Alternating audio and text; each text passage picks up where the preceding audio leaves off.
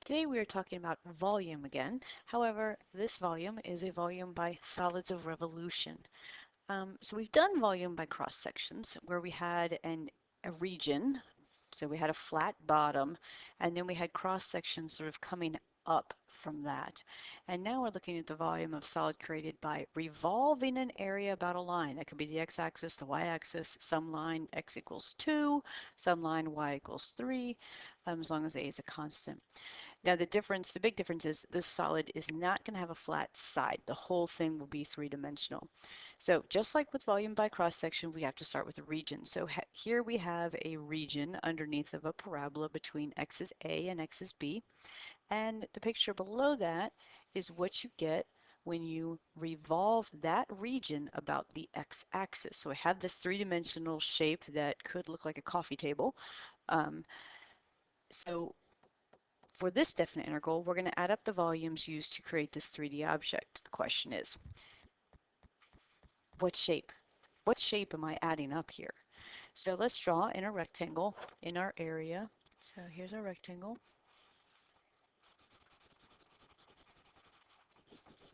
And then we're going to revolve this around the x-axis. Well, I am not very good at drawing this, but I'm going to give it a go. We spin this around the x-axis.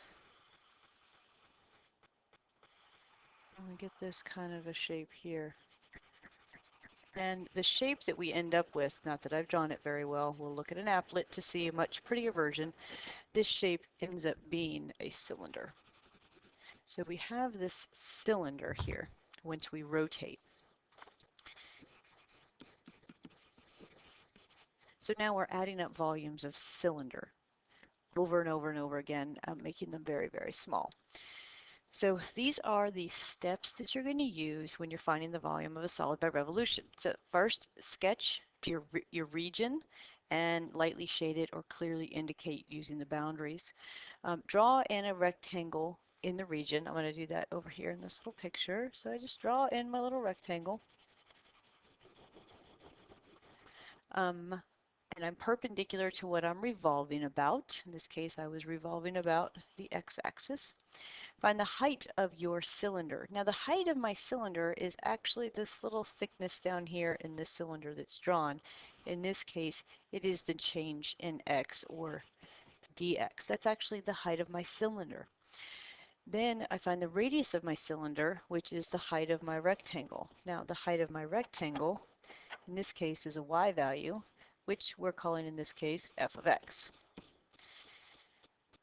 So then we find the bounds for the integration, and that would be the same variable as the height of the cylinder. So it's going to be from this x value a to this x value b over here. And then find the volume of one cylinder, which is volume equals pi r squared h. So let's go ahead now that we've seen my beautiful diagrams. Let's look at a solid of revolution applet. And again, there's a link here that you can play with later. But here we have a region bounded by y equals e to the negative x between x is 0 and x is 1.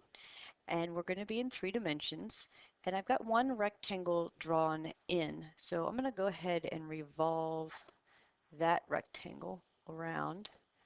And it kind of looks like a coin. So there is a thickness there, small thickness. And I'm going to keep doing that for many rectangles. So let's go ahead and just put 10 up here now. And let me rotate again the one cylinder. And you can see a little bit better. That is a cylinder. It's sort of on its side, but it is a cylinder. So let's go ahead and revolve everybody. And when I revolve them all, I get this shape. Now again, when I'm doing my definite integral, I'm making smaller and smaller slices, or smaller and smaller thickness cylinders. My heights are getting closer and closer. Smaller and smaller. We're getting more and more cylinders, but the height is getting smaller and smaller. And this is the shape that would be created. And again, you're welcome to play with this particular applet at any time. So back to what we were doing. Sorry, I missed example 1. So example 1, down at the bottom, we have to find the volume of the solid attained by rotating the region about the x-axis. Okay, so we have our parabola drawn. We've got x squared minus 4x plus 5. We have x is equal to 1, and we have x is equal to 4, my boundaries. And we're revolving around the x-axis. So I'm going to go ahead and draw in my rectangle. Again, the width of my rectangle is dx. That's actually, however, going to be the height of my cylinder. So the height of my cylinder is the width of your rectangle, and that's going to be my dx. Now I need to find the radius of my cylinder. And my radius of my cylinder is actually how tall, or the height of my rectangle, which is a y value, which is y equals x squared minus 4x plus 5. So that's my radius. And then I need to find the volume of the cylinder. So the volume of one cylinder is going to be pi times my radius squared, x squared minus 4x plus 5, squared times the height, which is dx. And now I can go ahead and find my definite integral. My volume is going to be the integral. I have dx's, which means I should have x's as my bounds, and my x bounds are right here from 1 to 4. And I'm going to just have pi times x squared minus 4x plus 5 squared dx. Now, depending on what we get, we would like to leave our answer in terms of pi, which means when I put this in and find the definite integral, I'm not going to put the pi in there, and I'm going to throw it on at the end. So let me show you what I mean. I'm going to go ahead and do my definite integral. I have x squared, I need to put a parenthesis there before I start, minus 4x plus 5. Close your parenthesis and square that. And my variable again is x, and I'm going from 1 to 4. And I get that as 15.6. Go ahead and change that to a fraction for myself. And that's 78 over 5 times pi. So a lot of times that's how we're going to leave our answer, is in terms of pi. If you did not, then your answer will be a decimal, and we just simply take my answer, multiply by pi, and you get 49.0088. Moving on to the next example. So now I did not give you the region, we have to actually sketch it. So we have a y equals negative 2x plus 6. That means we have a line starting at 6, the slope is negative 2. I know I'm up here at 6, and I know that that will be equal to 0. My y will be 0 when x is 3. So this is a 3 right here. So I need to know, what am I revolving this about? Oh, I'm bounded by the x-axis and the y-axis, so it really is that triangular region that we have right here. And I need to draw in my rectangle perpendicular to what I'm revolving about, which is right here, perpendicular to the y-axis, which means the height of my cylinder is going to be dy. I don't know why I wrote x. So this height of my cylinder is dy. So the height of my cylinder, and then the radius of my cylinder is actually an x value now. So this is actually x, but I haven't solved for x. So let's go ahead and do that. I have y is equal to negative 2x plus 6. I subtract 6 from both sides. Y minus 6 equals negative 2x. Divide both sides by negative 2. Y divided by 6, sorry, y minus 6 divided by negative 2 is my x. That's the radius of my cylinder. So y minus 6 divided by negative 2. So now I can move on and find the volume of my cylinder. And the volume of my cylinder is going to be pi times my radius, y minus 6 over negative 2 squared, times dy. And now I can find my definite integral. Again, my bounds should be y values, so my bounds are going to be from 0 to 6. of pi times y minus 6 divided by negative 2 quantity squared dy. When I put that in my calculator, I'm going to go ahead and use x's simply because I'm lazy. So going to go to my definite integral.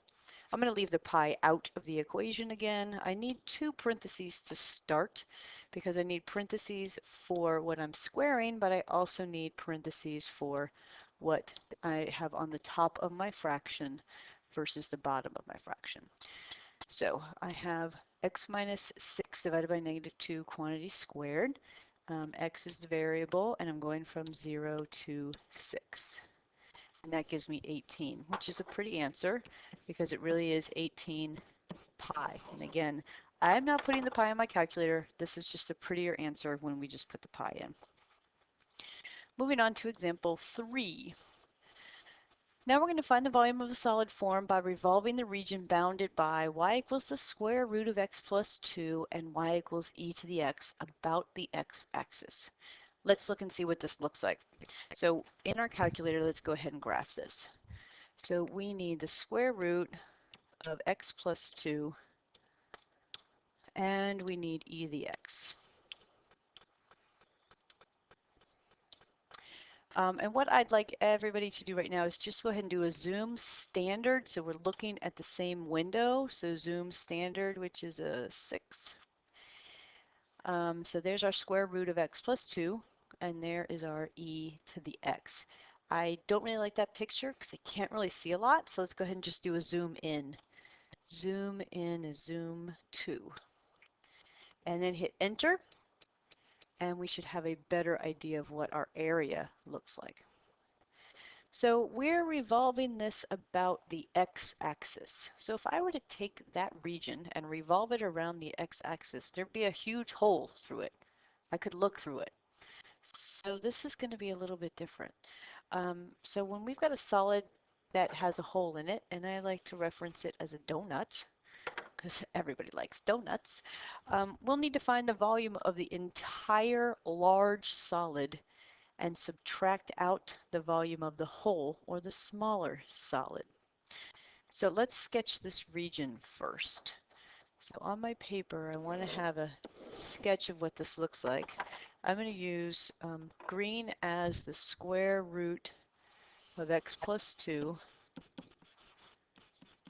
And I'll use blue as my e to the x.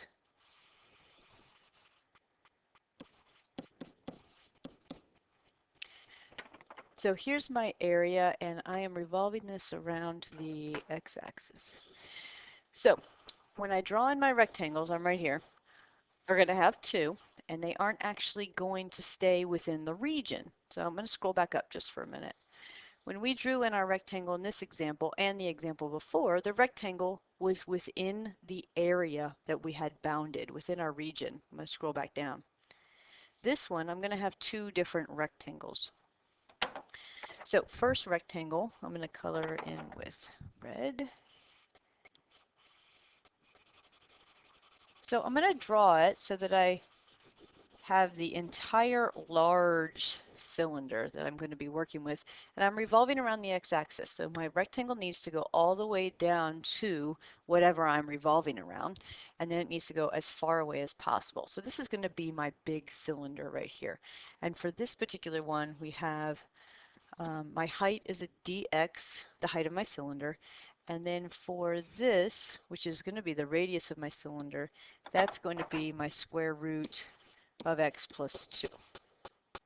So let's talk about my big cylinder right now. So for my big cylinder, I have the height of my cylinder is going to be dx. The radius of my cylinder is going to be the square root of x plus 2. And then I can talk about the volume of my cylinder.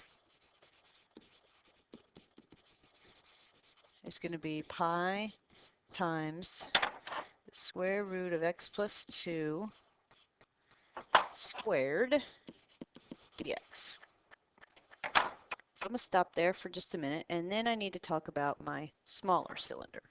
The smaller cylinder is going to be the one that's going to create the hole. So drawing in my rectangle for my smaller cylinder right here. Again, the height of this cylinder is dx, and then the radius of this cylinder is going to be e to the x. So I have my small cylinder.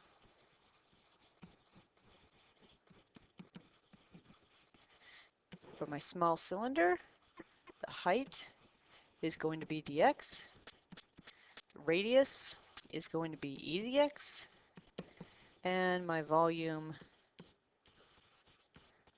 is going to be pi times e to the x squared dx. So now we need to figure out, well, great, I actually have to find the volume of the solid that I create. So I need to find the volume of the big cylinder, the big solid, and then I need to subtract out the hole. So that's all I'm going to do. So my volume of my big cylinder, I need some bounds. So I need some bounds. My bounds should be x's. So let's see, what would that be? That's going to be e raised to the x is equal to the square root of x plus 2 to find my bounds. And I certainly have no idea how to solve for x. So let's ask our calculator. We've already got the graph up here. We just need to ask it, well, what x value do these two things intersect? So I'm going to go into Calc, second trace, and I want to do an intersect, which is 5. So the first thing it says is, well, what's your first curve? Well, my first curve is the square root of x plus 2, and I can see that up in the upper left corner. So I hit enter for yes. Then my second curve is y equals e to the x, so I hit enter for yes. And now we're going to do an intersection. So I'm going to go ahead and find this one just because I'm closer. So I need to move my cursor so that I'm on where the two curves intersect, and I hit enter. So right now my calculator is asking for my guess, and I have to move my cursor so that I'm close to the guess and hit enter. Now it is telling me one of the x values. So one of these x values is going to be 0.4475. Now, I don't want to use that value. I have my calculator. I need to use this tool to the best of my ability, and I know that that's going to be my upper bound. And down here, I'm going to call my upper bound B. So I'm going to quit out of this so I'm in the home screen. And let's go ahead and just see what is x right now in my calculator. So right now, x is that value that I just found, 0.4475, etc. And I'm going to go ahead and store it, and I'm going to put it in B. That's what I called my upper bound. And now I have that value stored. Go back to your graph, and we need to now find the other intersection. So second calc, go to my intersection, first curve, second curve, and then my guess. I need to arrow over so that I'm on where these two curves meet for the first time, which is at a negative x value. Now I'm still on guess, so once I get there, I need to hit enter to say find it for me, and I have my second x value. And x is negative 1.9809.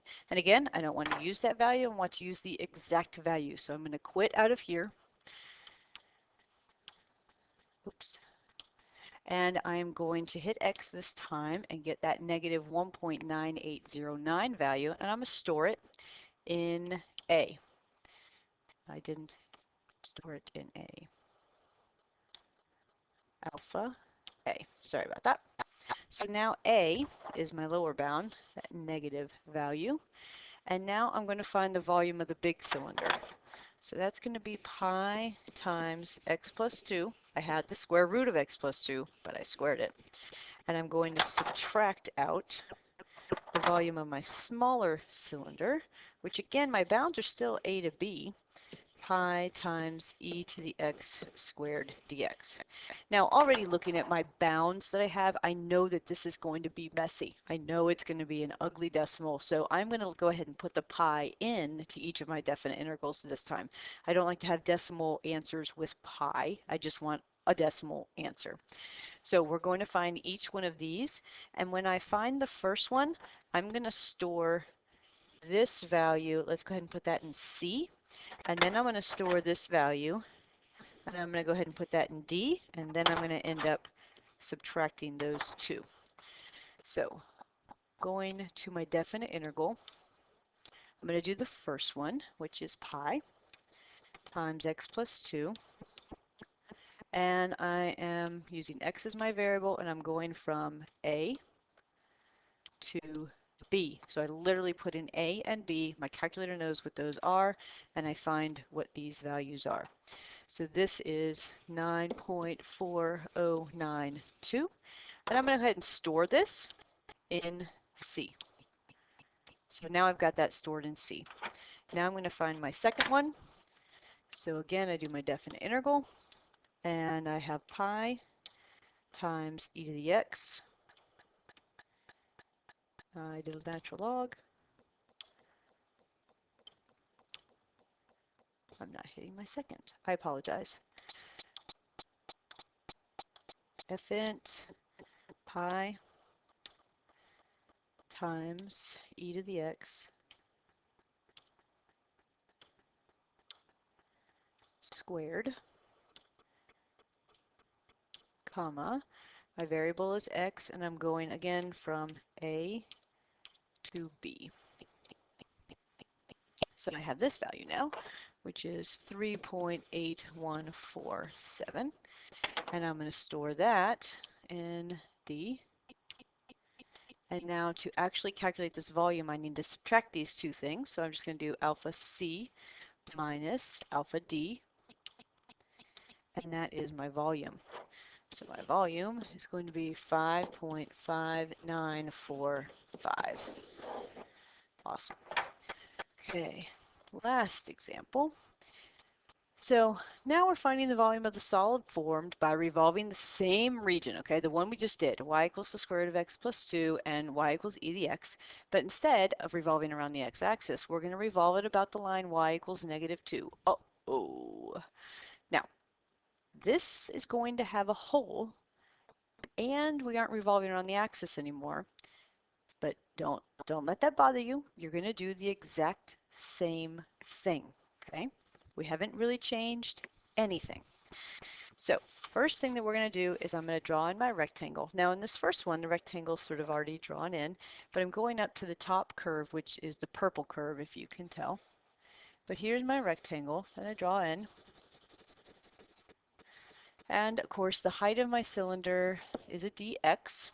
And now I need to figure out, well, what's my radius of my cylinder? How tall is this rectangle? Well, I have two things I need to look at. And you look at this. And that is a y value, and it is this y value. And this y value is y equals the square root of x plus 2. So that's what this is. Y equals the square root of x plus 2. And then I need to add in however much this is down here. Well, how big is that? Well, that goes from the x-axis down to -2, so the length of that is 2, which means how tall is this rectangle, which means what is the radius of this cylinder, and the radius is exactly what it seems to be, which is y plus 2, but we know what y is, and that's the square root of x plus 2 plus 2. So that's the radius of my cylinder for my big cylinder. And my height, of course, we had already found that. My height was dx. Now, I already know my bounds, so I'm going to set up my definite integrals all at the same time, but my bounds are already stored in my calculator. They're A and B already. So let's move over to the small cylinder, which is actually also the hole. So I draw in my rectangle, and the height of my cylinder, or the width of my rectangle, is going to be dx. And now I need to know, well, how tall is this rectangle, which is what is the radius of this rectangle. And I have this little bit right here. You kind of really can't see that, but that's going up to the blue curve, which is y is equal to e to the x.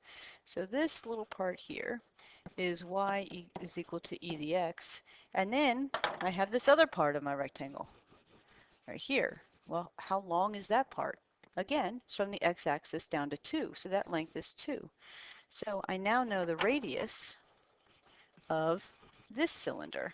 And the radius is going to be y plus 2 again. That looks familiar, except that my y is now e to the x.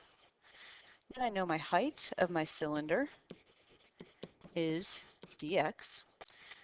So now we're moving on to actually finding the volume. So my volume is going to be my definite integral from a to b of the volume of my cylinder, which is pi times the square root of x plus 2 squared, my radius squared, times the height. Subtract out my volume from a to b of pi times e to the x plus 2, my radius squared dx.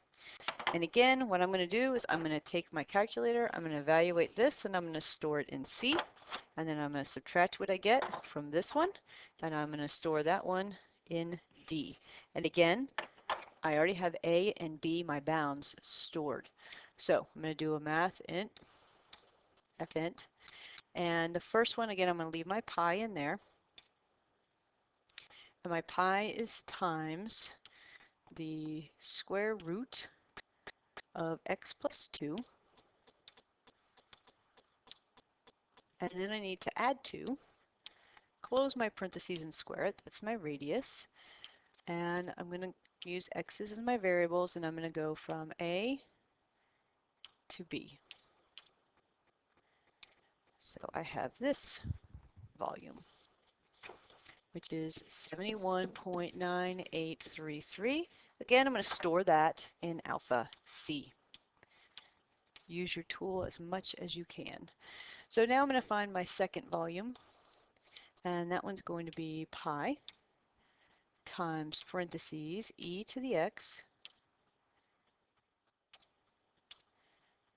plus 2. Close your parentheses and square that, your radius. And I'm going with x as my variable from A to B. And this is going to be 52.2586. And again, I need to subtract these. I'm going to go ahead and store this in D. And now I'm going to subtract C minus D. So alpha C minus alpha D. And that gives me my volume. In this case, that is 19.7247. So please bring any questions that you have to class, and I hope you have a wonderful evening.